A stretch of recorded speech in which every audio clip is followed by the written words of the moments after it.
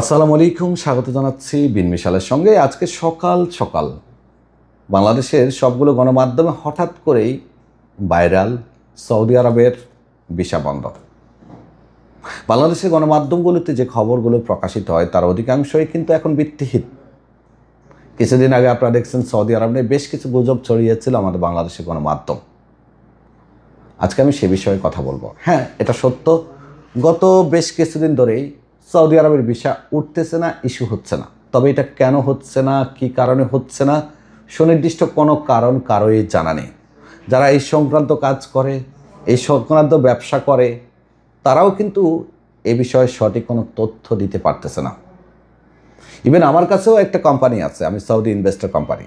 আমি যখন আমার কোম্পানি থেকে একটা ভিসা সাবমিট করতে যাচ্ছি, কোনো কিছুই দেখাচ্ছে না, সাদা দেখাচ্ছে। বাংলাদেশের গণমাধ্যমগুলো ফ্রান্স ভিত্তিক কোনো এক মিডিয়ার রেফারেন্স দিচ্ছে।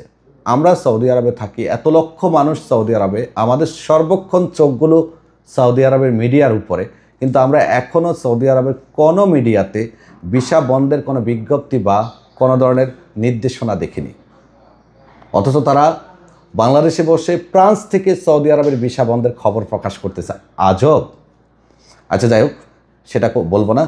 যেটা হচ্ছে মূল কাহিনী, ভিসা উঠতেছে না, এটা আমরা আগেও আপনাদেরকে নিশ্চিত করেছি। এমন নয় যে প্রথমবার ভিসা উঠতেছে না, এমন সমস্যা হয়েছে। প্রত্যেক বছর দুই একবার এই ধরনের সমস্যা হয়, প্রত্যেক বছর হয়। কখনো 10 দিন থাকে, কখনো 15 দিন থাকে, কখনো এর থেকে বেশিও থাকে। বিভিন্ন কারণে হতে পারে, টেকনিক্যাল ইস্যুর জন্য হতে পারে, কূটনৈতিক সমস্যার কারণে হতে পারে, অন্য যে কোনো কারণেও হতে পারে। তো সুনির্দিষ্ট কোনো কারণ সৌদি আরবের কোনো গণমাধ্যমে আসেনি।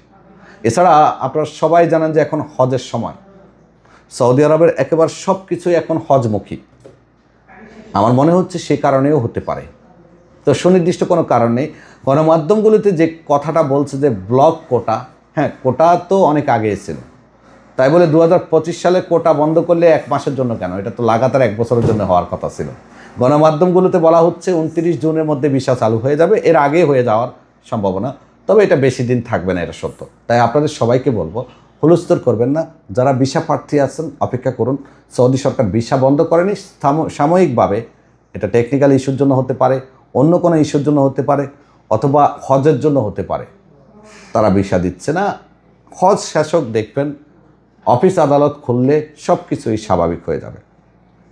তাই আপনারা এখন যদি হুলস্থুল কোনো কিছু করেন, ক্ষতিগ্রস্ত আপনারাই হবেন। দালাল প্রতারকরা আপনাদের কাছ থেকে টাকা পয়সা হাতিয়ে নেবে। ভালো থাকবেন। আল্লাহ হাফেজ।